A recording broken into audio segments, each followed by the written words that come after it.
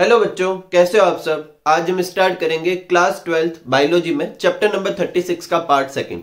अगर अभी तक आपने पार्ट फर्स्ट विजिट नहीं किया हो तो इस कार्ड पर क्लिक करके पार्ट फर्स्ट विजिट कर सकते हैं।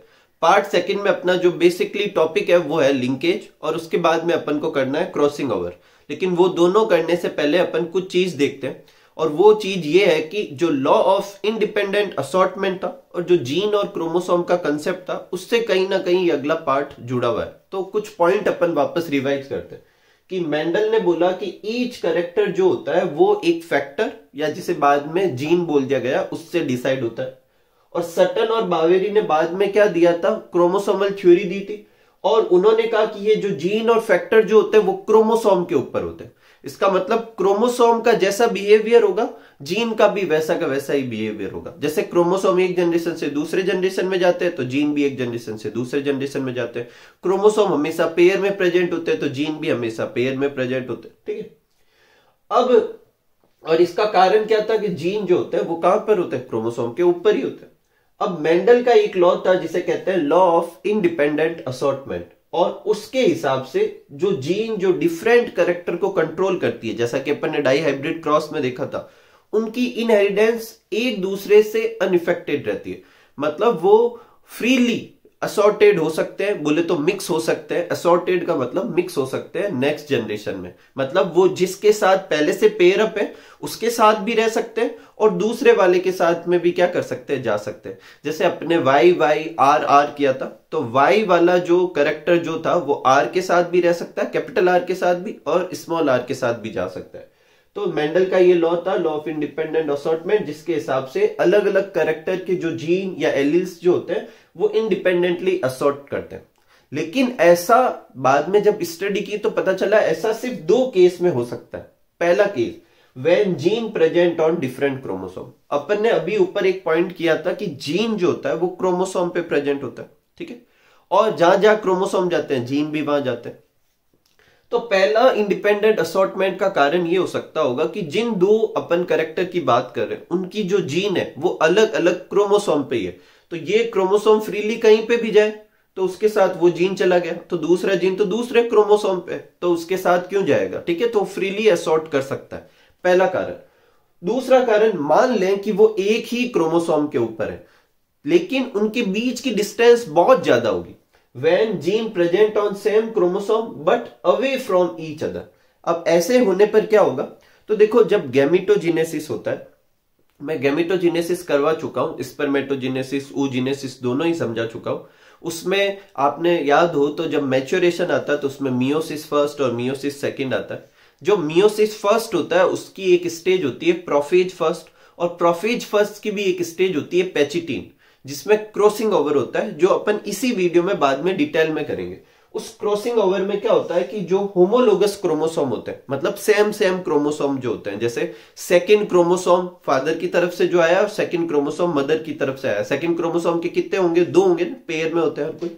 तो उन क्रोमोसोम के बीच में क्या होगा कि कुछ हिस्से का क्या होता है, एक्सचेंज होता है। ये जैसे नीचे दिख रहे हो। अब मेरी बात ध्यान से सुनना, अगर एक जो जीन है यहाँ ऊपर है और एक जीन यहां पर है, तो ये एक्सचेंज होने के बाद जब ये इधर उधर गए तो ये अलग अलग जा सकते हैं। ठीक है। एक इधर जा सकता है और एक दूसरी तरफ जा सकता है। मान लो एक क्रोमोसोम यहाँ, एक जीन जो था वो यहाँ पे था और एक जीन यहाँ पे था, तो जब क्रॉसिंग ओवर हुआ तो ये वाला जीन है वो तो यहाँ का यही रहा, और ये वाला जीन देखो एक्सचेंज हो गया तो यहाँ पर आ गया। ठीक है। इस तरीके से वो नई जगह क्या कर सकता है, पेयर अप कर सकता है। लेकिन ये करने के लिए इन दोनों के बीच की डिस्टेंस क्या होनी चाहिए, ज्यादा। मान लो ये दोनों जीन एक दूसरे के बहुत पास पास में होती तो या तो ये इस तरफ रह जाती या दोनों एक साथ चली जाती। तो लॉ ऑफ इंडिपेंडेंट असॉर्टमेंट के दो कारण हो सकते हैं कि या तो जो जीन है वो अलग अलग क्रोमोसोम पे हो, या उन दोनों के बीच की डिस्टेंस क्या हो, बहुत ज्यादा हो। लेकिन अगर उन दोनों की डिस्टेंस कम है और वो एक ही क्रोमोसोम में, तब क्या होगा, तब क्रॉसिंग ओवर के चांसेज कम होंगे और ज्यादा चांसेज ये रहेंगे कि ये दोनों जीन नेक्स्ट जनरेशन में एक साथ ही क्या हो, इनहेरिटेड हो। मतलब अगर मान लो कि कैपिटल वाई और कैपिटल आर वाली जो जीन होती वो एक दूसरे के बहुत पास में होती, तो ज्यादा चांसेज ये रहते कि नेक्स्ट जनरेशन में भी वो एक दूसरे के साथ ही रहती। मतलब पेरेंटल कॉम्बिनेशन ही बनता, नई चीजें नहीं आती। ठीक है। अपन ने इंडिपेंडेंट असॉर्टमेंट में देखा था कि इंडिपेंडेंट असॉर्टमेंट की वजह से पेरेंटल कॉम्बिनेशन बोले तो जो पेरेंट लिए थे वो भी बनते और साथ साथ में न्यू कॉम्बिनेशन भी बनते। अगर अभी तक भी आपने पार्ट फर्स्ट का वो लॉ ऑफ इंडिपेंडेंट असॉर्टमेंट नहीं समझा हो, मतलब 35 चैप्टर की बात कर रहा हूं, तो आप प्लीज उसे अच्छे से देखें क्योंकि ये उसी के ऊपर बेस्ड है।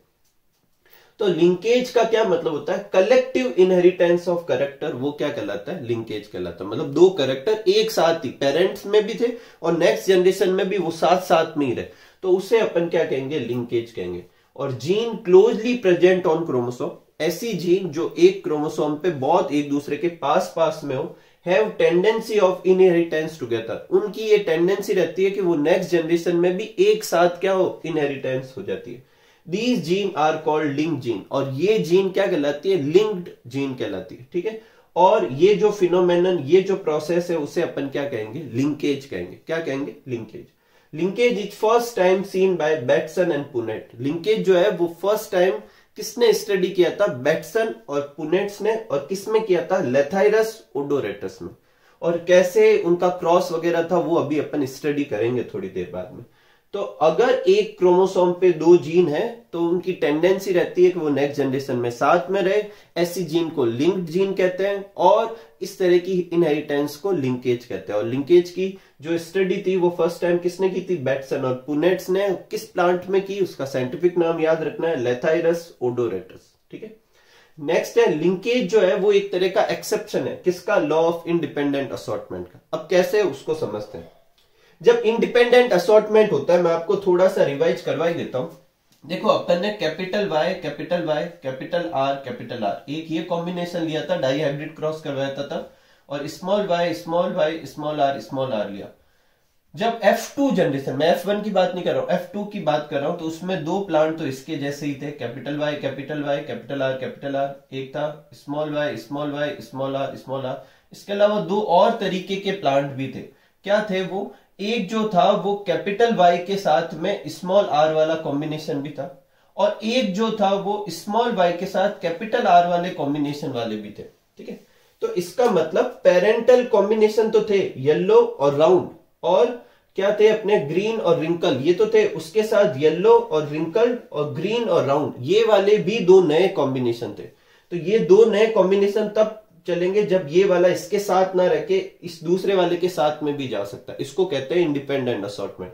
तो इंडिपेंडेंट असॉर्टमेंट में पेरेंटल कॉम्बिनेशन भी मिलते हैं और साथ ही साथ में नए कॉम्बिनेशन भी मिलते हैं, लेकिन लिंकेज में सिर्फ और सिर्फ पेरेंटल कॉम्बिनेशन मिलते हैं। ठीक है, एक चीज और समझो अच्छे से, डाई हाइब्रिड का जो टेस्ट क्रॉस था, मैंने आपको टेस्ट क्रॉस जब करवाया था तो मोनो हाइब्रिड का करवाया था, 1:1 आया था, और उसके नेक्स्ट नीचे ही मैंने डाई हाइब्रिड का भी टेस्ट क्रॉस का वो रेशियो लिखवाया था। क्या था? 1:1:1:1। उनमें जो 4 1 थे उसमें से 2 1 जो थे वो पेरेंटल कॉम्बिनेशन के थे, और 2 1 जो थे वो न्यू कॉम्बिनेशन के थे। अगर इंडिपेंडेंट असॉर्टमेंट होता है तो हमेशा ये रेशियो आएगा। इसके अलावा कुछ रेशियो आता है तो उसे अपन लिंकेज कहेंगे। और कैसे आएगा, क्या आएगा, वो अभी अपन क्रॉस से देखते हैं। पहले आप ये सब नोट कर लीजिए। नेक्स्ट आगे बढ़ते अपन।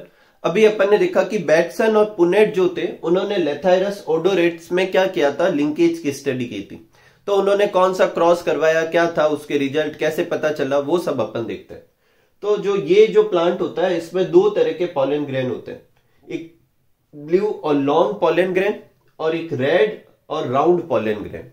जो ये है जो क्या है? डोमिनेंट कैरेक्टर है, और ये दोनों जो है वो रिसेसिव है। तो ब्लू है इसलिए कैपिटल बी, लॉन्ग है इसलिए कैपिटल एल। ऑब्वियस थिंग है, रेड को आर से डिनोट ना करके ब्लू के बी से ही स्मॉल लेटर से डिनोट करेंगे, स्मॉल बी, और राउंड को इसी के स्मॉल लेटर से स्मॉल एल। ठीक है, एकदम सिंपल सा है। इससे जो गैमेट बनेगा वो क्या बनेगा? बी कितने तरह के? एक तरीके के। एल कितने तरीके के? एक तरीके। इसमें भी बी कितने तरीके का? एक तरीके का। एल कितने तरीके का? एक तरीके। दोनों मिक्स कर देते हैं, capital B, capital L, small L. ये अपनी क्या बन जाएगी? F1 generation. क्या हो जाएगी? F1 generation. अब अगर मैं इस F1 जनरेशन का क्रॉस कराऊं किसके साथ? होमोजाइगस रिसेसिव पेरेंट के साथ, तो इसी को ही क्या कहते हैं? टेस्ट क्रॉस कहते हैं। ठीक है, वो करवाता हूं। और टेस्ट क्रॉस के जो प्रैक्टिकल आउटपुट होने चाहिए वो क्या होना चाहिए? 1:1:1:1। देखते हैं यहां पर क्या आता है। तो देखो टेस्ट क्रॉस करवाते हैं। तो ये तो लिया F1 जनरेशन और ये लिया होमोजाइगस रिसेसिव पेरेंट। अब इस वाले से कितने तरह के गैमेट बनेंगे? 4 तरीके के। और ये गैमेट अपन किससे बना सकते हैं? फोर्क लाइन मेथड से बना सकते हैं। अगर आपको पता नहीं हो तो बी कितने तरीके के हैं? 2 तरीके के बी हैं, कैपिटल बी और स्मॉल बी। एल कितने तरीके के हैं? वो भी 2 तरीके के हैं, कैपिटल एल और स्मॉल एल, कैपिटल एल और स्मॉल एल। ठीक है, इन दोनों से क्या बनेगा? Capital B L. इन दोनों से क्या बनेगा? कैपिटल बी और स्मॉल एल। इन दोनों से क्या बनेगा? स्मॉल बी और कैपिटल एल। और इन दोनों से क्या बनेगा? स्मॉल बी और स्मॉल एल। ठीक है, तो ये 4 तरीके के गैमेट बनेंगे। और इधर से क्या बनेगा? Small B L. ठीक है, अब इन दोनों के बीच में चेकर बोर्ड बनाते हैं। यहाँ 4 गैमेट है, यहाँ 1 गैमेट है, तो 4x1 का चेकर बोर्ड बन गया। ये चारों अपन ने यहाँ पे लिख दिए, ये 1 यहाँ पे लिख दिया। और ये इनके कॉम्बिनेशन मिक्स करने से कैपिटल बी और small B, capital B small B, capital L और small L, capital L small L, ऐसे कैसे सब में मिक्स करके लिख दिया। वैसे अगर इस क्रॉस में देखूं, और ऐसे मुझे पता भी है कि जो स्टैंडर्ड और एक्सपेक्टेड होना चाहिए इन चारों का क्या आना चाहिए? 1:1:1:1:1 आना चाहिए। और इस क्रॉस के हिसाब से दिख भी रहा है, सब एक एक प्लांट है तो 1:1:1:1। लेकिन जब प्रैक्टिकल करवाए गए और जो मतलब नेक्स्ट ऑफ स्प्रिंग आई थी उनको काउंट करके फिर उनके जब रेशियो निकाले गए तो रेशियो थे इन चारों के रेशियो थे 7:1:1:1, 7:1:1:7। और इसमें से 7 कौन से थे? ये वाले जो पेरेंटल कॉम्बिनेशन थे, बोले तो capital B small B, capital L small L, small B small B, small L small L. इसका क्या मतलब है कि पेरेंटल कॉम्बिनेशन होने के ज्यादा चांसेज है और न्यू कॉम्बिनेशन होने के कम चांसेज है। जबकि जनरली सबके होने के बराबर रहते हैं।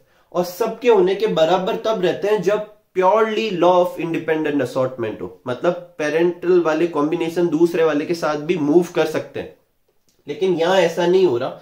आउटपुट से ऐसा लग रहा है कि पेरेंटल वाले ज्यादा रहना चाह रहे हैं। इसका मतलब इन दोनों का इसके साथ रहने की जो टेंडेंसी है वो ज्यादा है कंपैरेटिवली दूसरे साथ में मूव करने की। इसका मतलब ये दोनों एक दूसरे के साथ लिंक रह सकते हैं, मतलब ये एक तरीके का क्या है? लिंकेज है। ठीक है, तो ये शो करता है कि लिंकेज हुआ।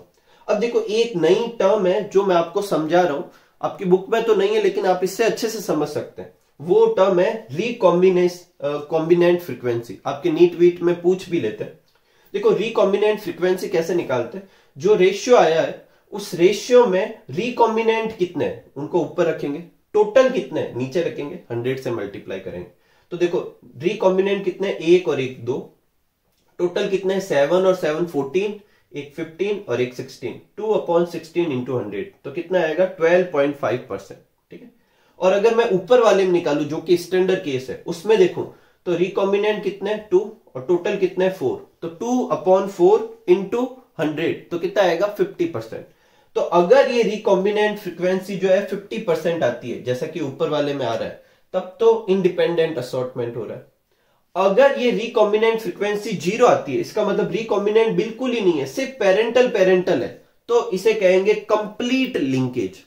और अगर ना तो ये 50% है, 50% से कम आ रहा है लेकिन 0 से ज्यादा आ रहा है, इसका मतलब लिंकेज तो है लेकिन पार्शियल लिंकेज है। जैसा कि ये जो एग्जांपल है ये पार्शियल लिंकेज का, कंप्लीट लिंकेज का नहीं। ठीक है, और ये दोनों टर्म पार्शियल और कंप्लीट लिंकेज भी अभी अपन को आगे देखनी है। ठीक है, वैसे आप इससे समझ चुके हैं कि अगर सिर्फ लिंकेज हो तो उसे कंप्लीट लिंकेज कहेंगे, जिसमें लॉ ऑफ इंडिपेंडेंट असॉर्टमेंट की वजह से नए कॉम्बिनेशन बिल्कुल ही ना बने।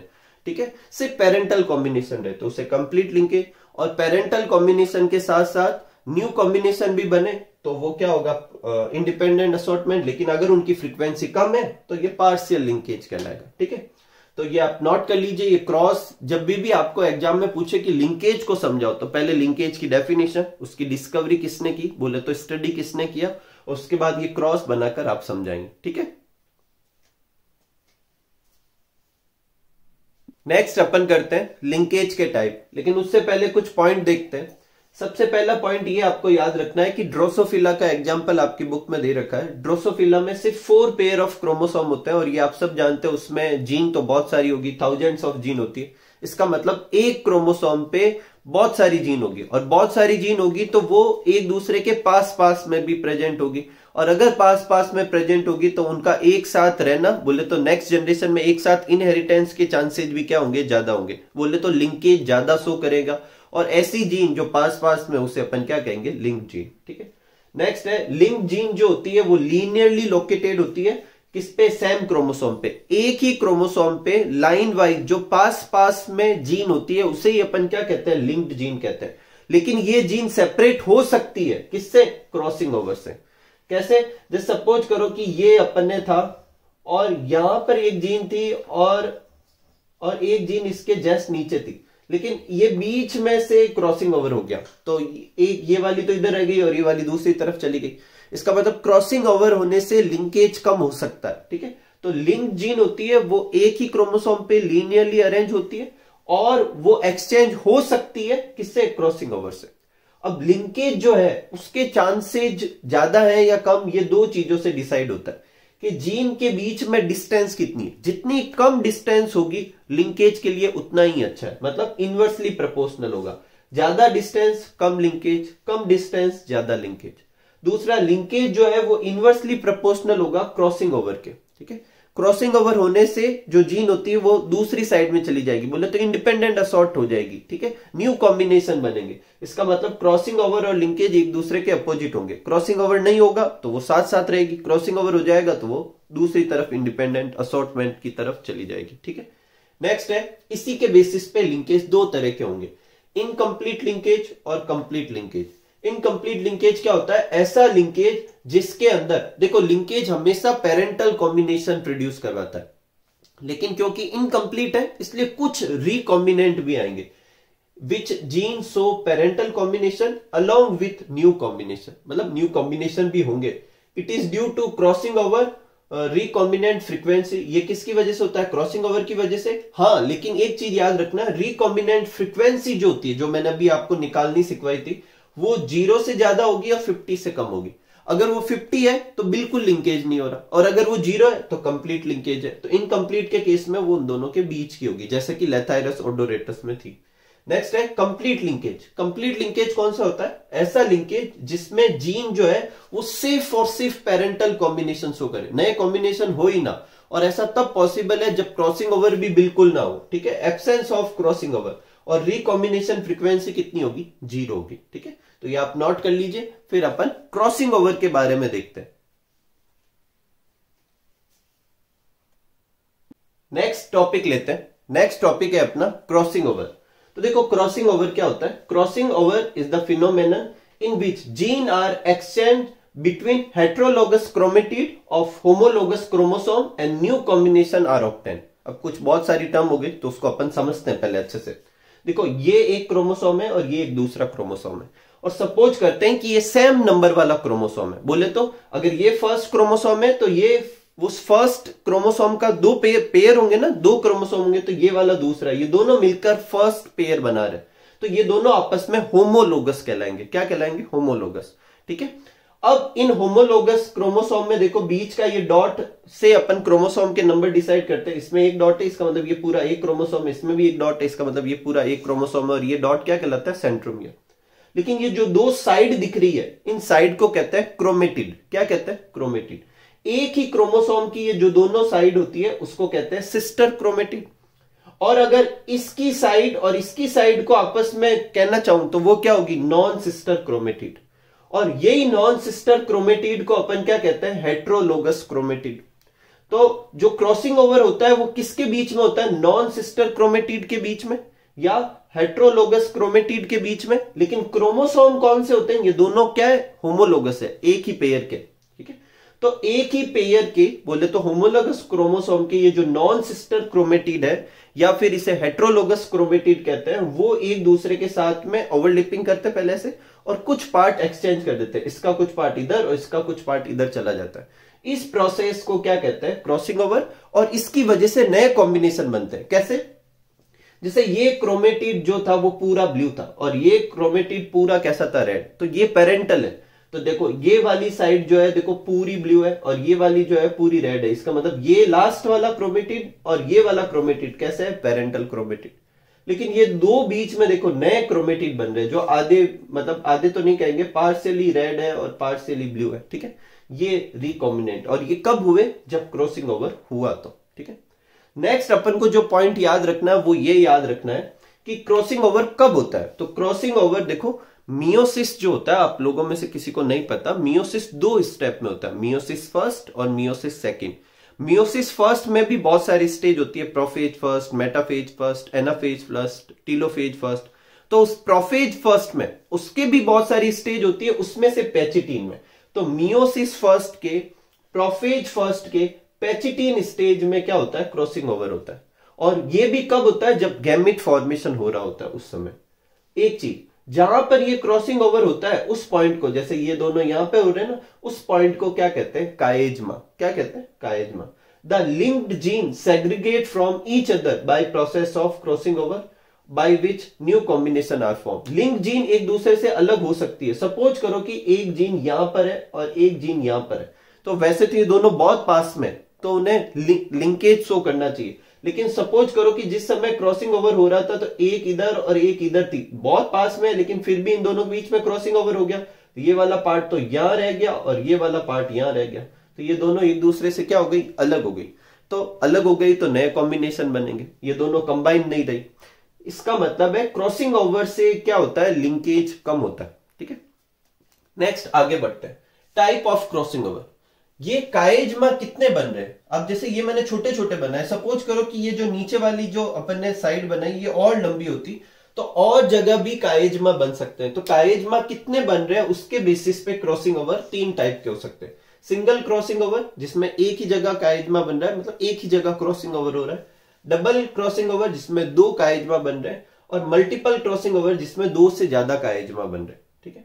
नेक्स्ट है main characteristics of crossing over. Crossing over के मेन कैरेक्टरिस्टिक्स क्या है, तो सबसे पहला कैरेक्टरिस्टिक्स क्या है, this process take place in pachytene during prophase first of meiosis first, और वो भी कब, गैमेटोजेनेसिस में। ये पॉइंट अपन लिख चुके हैं।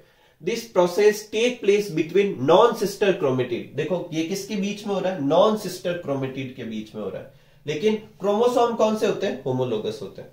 एक्सचेंज ऑफ सेगमेंट और gene in between non sister chromatid, और नॉन सिस्टर क्रोमेटिड के बीच में जीन का क्या हो जाता है, एक्सचेंज हो जाता है। क्रॉसिंग ओवर जो होता है वो डिस्टेंस बिटवीन जीन के साथ बढ़ता है, जितनी ज्यादा डिस्टेंस होगी उतना ही ज्यादा क्रॉसिंग ओवर होगा, और लिंकेज क्या होगा, कम होगा, ठीक है। नंबर ऑफ काएजमा, काएजमा कितने बनेंगे वो किस पे डिपेंड करेंगे, लेंथ ऑफ क्रोमोसोम पे। ये क्रोमेटिड की लेंथ जितनी लंबी होगी उतने ही ज्यादा काएजमा बन सकते हैं, ठीक है। इसके साथ अपन आज के वीडियो को पार्ट को एंड करते हैं। एक पार्ट और बनेगा इस चैप्टर का, फिर ये चैप्टर कंप्लीट हो जाएगा। तो इस वीडियो में अपन ने 2 टॉपिक किए हैं, एक किया लिंकेज और एक किया है क्रॉसिंग ओवर। तो उम्मीद करता हूं कि आज का टॉपिक आपको बहुत अच्छे से समझ में आया होगा। तो इसे अच्छे से नोट डाउन कीजिए और इसकी अच्छे से प्रैक्टिस कीजिए। मिलते हैं अगले वीडियो में, तब तक आप सब लोग खूब खुश रहिए, खूब मस्त रहिए। Thank you for watching.